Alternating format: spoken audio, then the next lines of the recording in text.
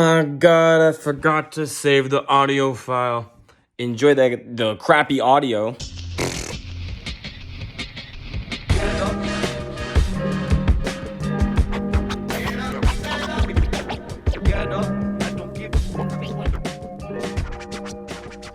Coming at you live from the fucking panic attack I just had trying to set up this fucking microphone. Wow, I was showing my friends a cool audition that I did, and then I changed the device that is used to output sound. Does that fucking make sense? You have a bunch of settings for audio input and output, and for input you can choose a mic to put the audio in the format. I'm so scared doing this right now. Or you can change the output. Does it come out through your speakers? Does it come out through a Bluetooth device? I don't know. You could literally choose with this thing. And so I was trying to set up this goddamn podcast recording, and I just could not figure out what was going wrong with the voice. Found out that I was recording through the laptop instead of my very impressive microphone that I now have. Look at it. It's got an arm. It moves around. It could literally go around. It can fucking go any direction that you wish for it to be in. And for this podcast, I wish for it to be not in the way of my face. Anyway, so I found my way over to setting up the Zoom, or setting up the audio device. I said Zoom because that was one of the options. It was like, hey, do you want to connect this to Zoom? I guess you can record Zoom through this thing. Is that weird? Who wants to hear that? I guess if it's like a like a skit, it could be like a skit of people in a Zoom call. Are those played out? Probably. Check out the YouTube channel Smash Potato Kids. You will see Zoom skits, and you will also see Zoom skits. Also, there's other films that have now come out, not during the pandemic, but what I'm trying to get at is that you could be watching a Zoom skit using this technology, and you could make it into a watchable format. That was the point, man, of that whole conversation. So, welcome to episode 49 of the podcast. Today, I feel like talking with my arms. In fact, moving around feels really awesome and nice. So, if you're listening to this podcast, get your body moving. Don't sit in one place. If you're in a car, wiggle your toes. Don't think too much about it, because you can't think about too much when you're driving. Been doing a lot of driving these days. Also been doing a lot of thinking these days. Sometimes the two do not mix, right? When you're driving, you just want to be focused on not crashing. You just want to be especially when you are driving a goddamn large van through a neighborhood where all the cars are parked closely together. I live in the tunnel of hell. Let me explain that to you. What is the tunnel of hell? I'm about to tell you through words coming from my mouth. When I'm driving a very large van, which is frequently these days, I enter the tunnel of hell. What is the tunnel of hell? Right? Well, I'm going to tell you, like I've said before. Are you listening? So, the cars on the street are very closely parked. There's a very narrow lane, and there's room for maybe one car to pass through. Sometimes 0.95 of a car can pass through. For some people, if you drive a big Hummer, this is not the street for you. Avoid it at all costs. Little tip for all the Hummer drivers out there. Anyway, when I'm driving through it, I feel like I'm threading the fucking needle because there are cars on this side, and I'm like, So I found a way to deal with it, to deal with this strong emotion of anxiety. I now just shout tunnel of hell when I'm driving through it. So I get in the van, I'm getting all prepared, put on the music, start the car first before the music, of course. Is this a driver's exam? What? Do I need one? No. So I get in the car, start it, I'm getting in my zone. I got the good music going. I'm like, today's gonna be a good ass day. I'm gonna have a lot of fun at work. It's gonna be really dope. And then I turn the car out of my parking spot, put the foot on gas, and I look forward, and oh boy, tunnel of hell. Well, here's how I deal with it. I'm driving through. Tunnel of hell! Tunnel of hell!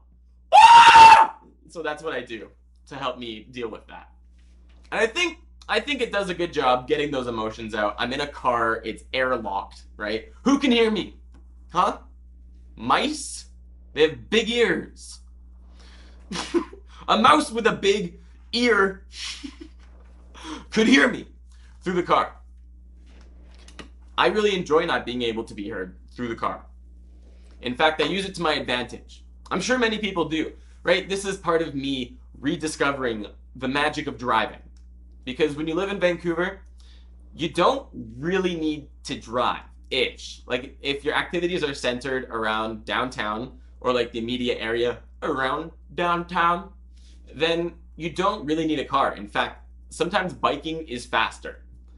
Faster than the speed of sound, the speed of light. Prepare to fight. So, now that I'm driving more, I'm getting back into the driving life. It's like a large part of my life was just taken when I moved to Vancouver. Because when I lived in Calgary, you pretty much need a car to get around. It's kind of essential for living there. And I moved to Vancouver, and I knew that I wouldn't need a car. Sold the damn thing. There was a giant chocolate milk stain in the trunk. So it was really tough to sell. People would ask me, hey, I love the car. Love it, love it, love it. Looks great. In great condition. We just checked the trunk, and there is a large brown stain, and we were just wondering, what was that? Oh, my friend spilled chocolate milk. He had a big chocolate milk explosion. He had a chocolate milk explosion! He bought a chocolate milk. My friend Lucas did. And he placed it in the trunk of my car in Colorado on a hot summer day. Drove about 20 minutes, and we hear a from the back. We're like, what the fuck was that? Fast forward 20 minutes later, we open up the trunk, and there is chocolate milk on everything, Lucas! It's like a brown explosion. You know what people think when they see a brown explosion?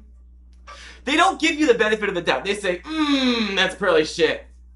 Right? Shit's probably hard to wash out of stuff. Well, turns out chocolate milk is too. So that made that car a very difficult sell. I remember all of the buyers selling a car to them was what I was trying to do. And those are awkward encounters.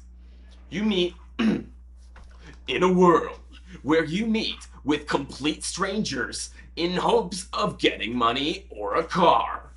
One has one that the other wants, and hopefully, if they like it enough, they're gonna swap. So, I'm not a good car salesman. I don't know how the fuck to sell a car.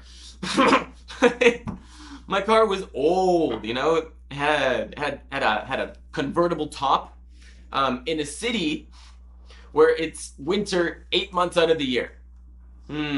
Tough sell that one. So, you're basically driving a motorized tent with a shit stain in the back. And I'm trying to get you to take on this experience. I'm like, hey, this is how the interaction goes. The person comes to my house, rings the doorbell, of course. I come to the door and I go, hey, so heard you want to take on the red car convertible lifestyle. That's awesome. It's basically like a big bathtub. Big brown stain in the back. I can explain if you have any questions. How much money do you want to give me for my hot tub shit bath? And they go, let me think. Let's take it for a ride. And then I go, shotgun. So we go for a little ride around the neighborhood. They're just kind of feeling it out. They're like, this feels good. Can we take down the convertible top for a sec? I'm like, let me show you how it's done. The whole fucking car opens up slowly, so it's more like that sounded more like a dolphin. But what I'm trying to say is I had a creaky roof. And then, you know, the creaky roof would come down. And they would look around and go, oh! Everything! As opposed to like, whoa, windows! Like, I guess that's what they meant when they would say that. Like, convertible top would go down. And then the person would go, whoa! Everything! And I would go, yeah, man, it's been everything for a long time.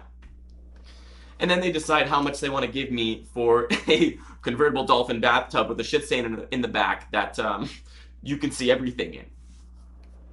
At that point, they're willing to give me a lot of money if I can get them to that stage, right?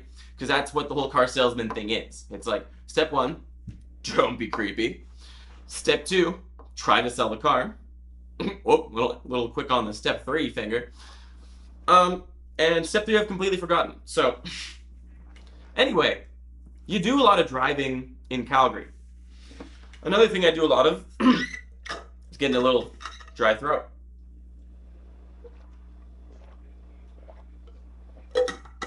I got high off of a CBD beverage today. I've also smoked weed before this, but I'm here to tell you the two are separate situations. So, I picked up a CBD beverage from the local dispensary, which is in a very nice little mountain lodge looking ass building. It's very cool, very pleasant. Love living in Vancouver. I get my government weed, and then I look over to the fridge, and I'm like, would be nice to have a CBD beverage.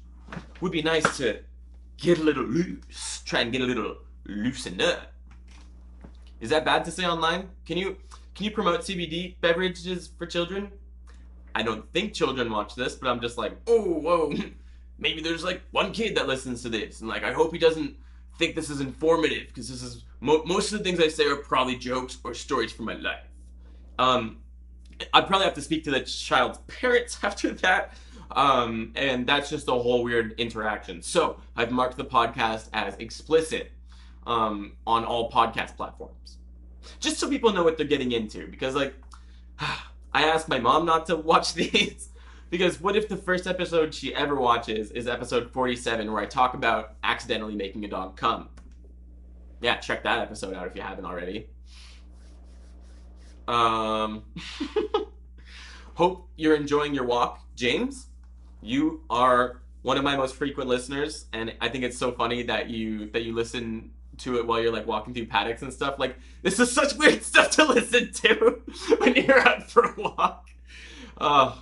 It's kind of funny I can just like talk to viewers, because like I guess I know who I'm talking to right now, and I guess I can try to make it make sense for other people.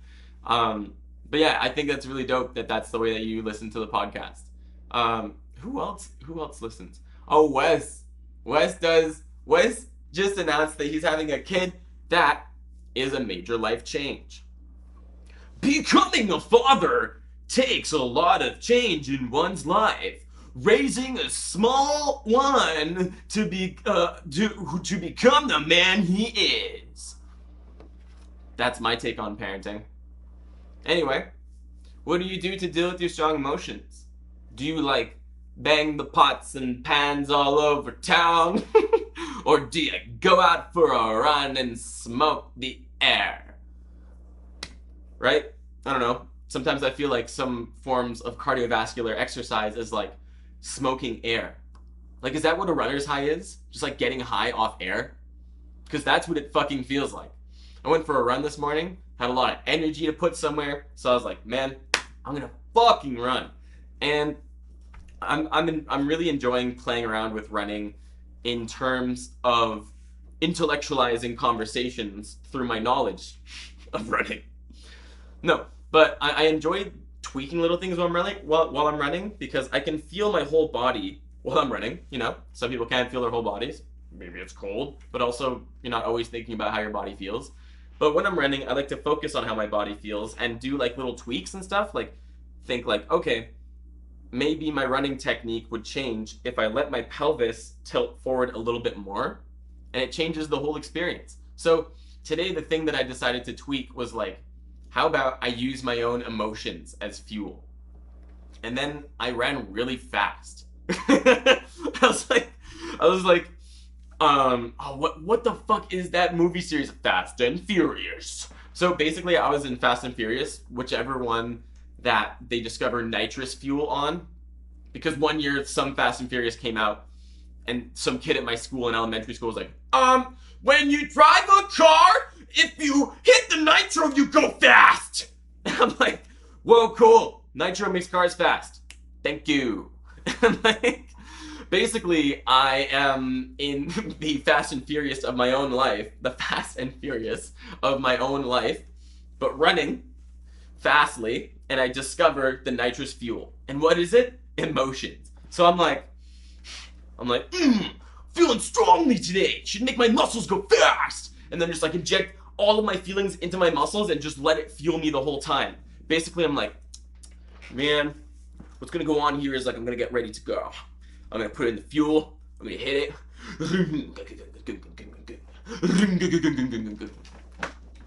That's what I think's what's going on. So if that's actually how the Fast and Furious went, where like what if in the Fast and Furious movies they just use their emotions to go faster? Basically, that's what I'm doing in my life these days. If you're lost, this has been a very complicated thought, but I'm just gonna take it all the way around town. We're gonna do a little loop-de-loop right now. Prepare for this one. So, if my life was Fast and Furious, and instead of driving, we ran, then the kid at my school who taught me that nitrous fuel made your car go faster, instead, he would say it like this. I saw in a movie that, like, if you put in emotion in your running, you go fast. And I'll go, thanks, man. That's a complicated thought. Right on, hey? Right on, right on. Add a little flavor to your ears through this podcast. Ravioli Spills can provide you with the ravioli flavor. Or perhaps piss flavor. Why? Because go to his channel and find out. Ravioli Spills, aka Brody, one of the podcast watchers, dear friend of mine, love him to bits. Really like playing Smash Bros with you these days. He has a Twitch channel called Ravioli Spills. And on that channel, he plays video games and does funny shit. Like, he's just a funny human. Like, he did stand-up. I remember when we were in junior high school, he did stand-up comedy when he was in junior high. There was like a stand-up comedy, what would you even call it? Like a, you could just take it as a course, like after school. It was like an after-school activity. And they would make you write a whole set, and like at the end of the course, they made you perform on stage. He did that when he was in junior high. You know what I was doing in junior high? Like, getting all fussed about girls' feelings. I was like, oh, this girl who doesn't like me, but like I think she's really hot.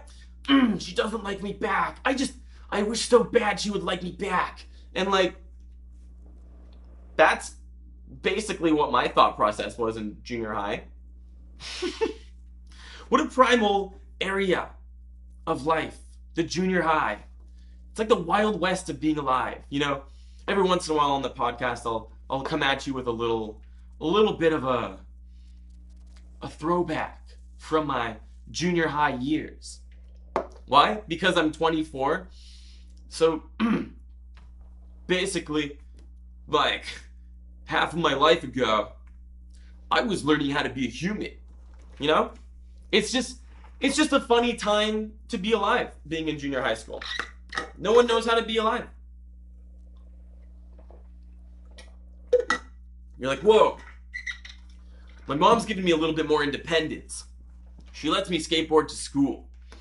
But like, she still dresses me. Like, that's when you're at, when you're in junior high school.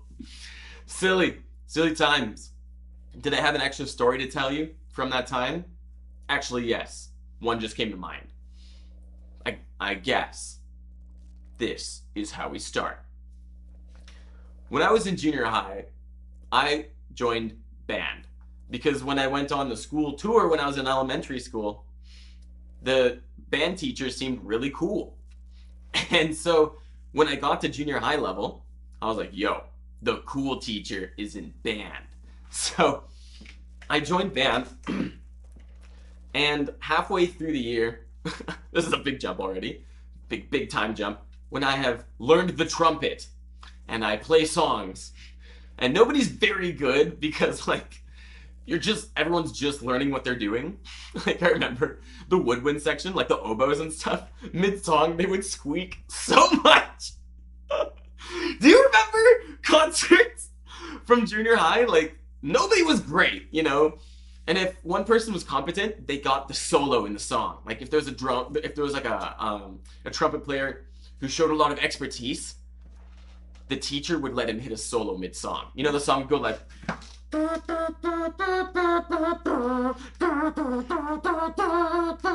And then, like, the kid who actually decided to practice at home and got good at the instrument, the teacher would just let him hit shit like this mid-song. Like, we'd be like... And he'd be like...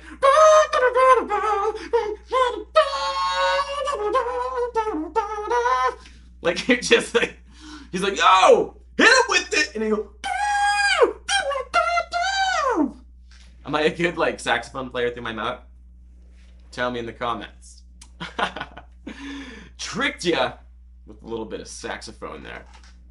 Anyway, we're coming up on 20 minutes here. Do we keep going? Do we not keep going? That's always the question. Because are we just afraid of what our next words may be if we're not thinking them through? I don't know. That's why I'm going to end the podcast here. Thanks so much for watching, guys. I really appreciate you tuning into the podcast. If you enjoyed, drop a comment in the comment section below. Drop a sub and drop your pocket. Behind you, sir, you dropped your pocket. Right? Yo. You dropped your pocket. Make sure to subscribe if you haven't. And thank you so much for tuning in. There are many podcasts on the internet, and you have decided to watch this one. Think about that. Is that nice? Is it not nice? I don't know. I just keep doing it. Peace!